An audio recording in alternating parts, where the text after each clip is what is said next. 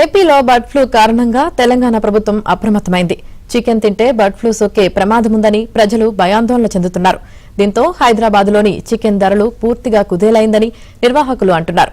ప్రభుత్వం ప్రజల్లో దీనిపై అవగాహన కల్పించాల్సిన అవసరం ఉందంటున్నారు.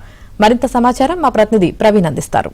బర్డ్ ఫ్లూ విజృంభిస్తున్న వేళ పౌల్ట్రీ రంగం కుదేలైపోయిందని చెప్పుకోవచ్చు. ముఖ్యంగా ఏపీ నుంచి బర్డ్ ఫ్లూ వైరస్ విస్తరించడం ఇప్పటికే తెలంగాణ రాష్ట్రంలో కూడా వేలాది కోళ్లు పూర్తిగా చనిపోతున్న నేపథ్యంలో పూర్తిగా ప్రభుత్వం అయితే అలర్ట్ అయిపోయింది.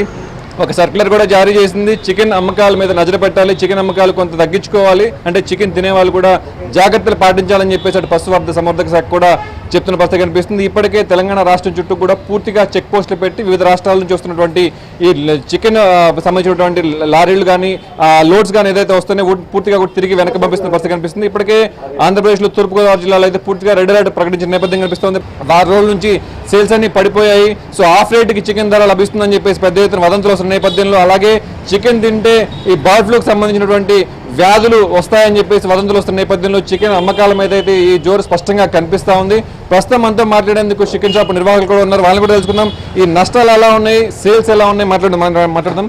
సార్ చెప్పండి, ముఖ్యంగా గత వారం రోజుల నుంచి ఈ బర్డ్ ఫ్లూ వైరస్ విజృంభిస్తూ ఉందని చెప్తున్నారు. సో నిర్వాహకులుగా చికెన్ షాప్ మీద ఎలాంటి ఎఫెక్ట్ పడింది మీకు?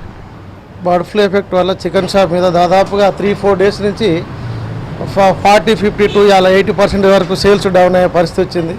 ఇవాళ ఆ బర్డ్ ఫ్లూ అనేది అసలు మన దగ్గర లేనే లేదు. దాన్ని మరి గవర్నమెంట్ కూడా ఒకసారి సర్క్యులర్ జారీ చేసేటప్పుడు ఒకసారి ఆలోచించాలంటే ఆల్రెడీ షాప్స్ కూడా మేము నీట్గానే మెయింటైన్ చేస్తున్నాము.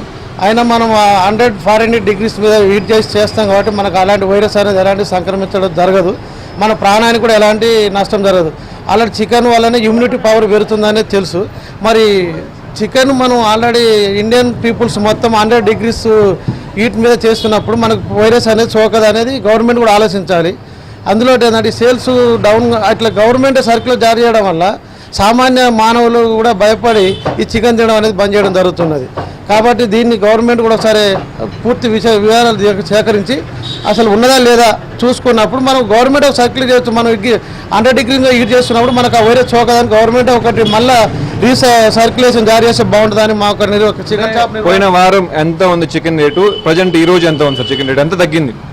పోయిన వారం చికెన్ రేటు 260-240 ఉండేది. ఇప్పుడు ఆటోమేటిక్గా అది దాదాపుగా 20 రూపీస్ 30 రూపీస్ డౌన్ అయింది. అయినా రేట్స్ డౌన్ అయినా రేట్ అప్ ఉన్న కస్టమర్ రానప్పుడు మన చికెన్ సేల్స్ లేనప్పుడు కస్టమర్ మాత్రం